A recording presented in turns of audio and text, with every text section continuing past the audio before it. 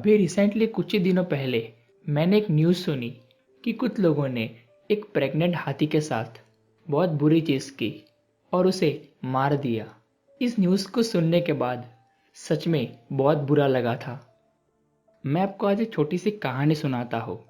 ये कहानी कुछ ऐसी है कि एक इंसान था जो हमेशा ज़िंदगी में गलत काम करता, हमेशा सबको परेशान करता, सबको मारता पीटता, सबके साथ बुरा व्यवहार करता, चोरी करता, मतलब सारे बुरे काम करता। एक दिन जब उसे लगा कि वो बूढ़ा हो गया है और वो कभी भी मर सकता है, तो उसे अपने पापों का एहसास हुआ। उसे लगा कि उसने पूरी ज़िंदगी में बहुत गलत किया है। उसे अफसोस हुआ और वो सोचने लगा कि अब वो क्या करे। उसने कहीं से सुना कि अगर किसी मंदिर के पास में कोई नदी हो और अगर हम उस नदी में नहा ले तो हमारे सारे पाप दूर हो जाते हैं। और ये बात सुनकर वो इंसान एक नदी के अंदर नहाने के लिए चला गया। जब वो नहाकर बाहर आया तब बिल्कुल वैसा ही हुआ। उसके सारे पाप उस नदी के साथ चले गए और वो इंसान के सारे पाप मिट गए और वो खुशी खुशी वहाँ से चला गया। थोड़ी देर बाद भगवान उस नदी के पास पहुँचे और उस नदी से कहा, उस इंसान के जो भी पाप तुम्हारे पास हो वो सारे पाप मुझे दे दो। तब वो नदी बोली, मैं तो बहती रहती हूँ समुंदर की तरफ। और वो सारे पाप बहते बहते समुंदर के पास चले गए।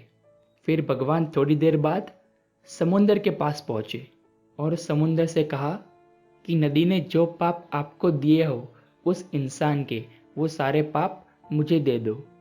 तब समुंदर बोला कि सूरज की तेज गर्मी की वजह से मेरा सारा पानी धीरे धीरे ऊपर आसमान में चला जाता है और उस पानी के साथ वो सारे पाप भी ऊपर आसमान में चले गए उस बादल के पास।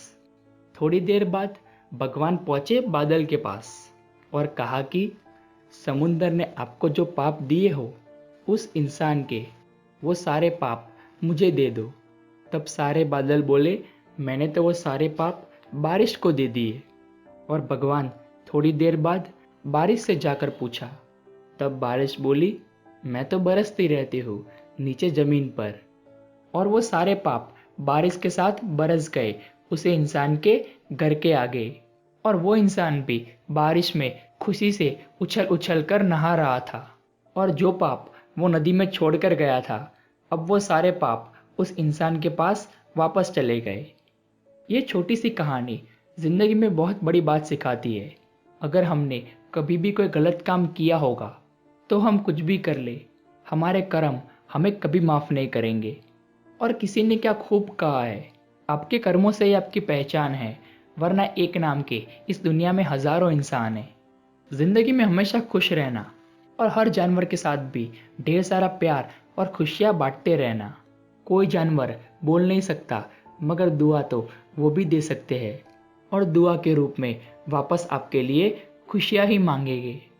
और एक छोटी सी बात हमेशा याद रखना कि जिस इंसान के कर्म अच्छे हो ना, उसकी ज़िंदगी में कभी अंधेरा नहीं होता। और हर इंसान और हर जानवर जो भी तकलीफ़ में हो ना, प्लीज़ उनकी मदद करना, प्लीज़।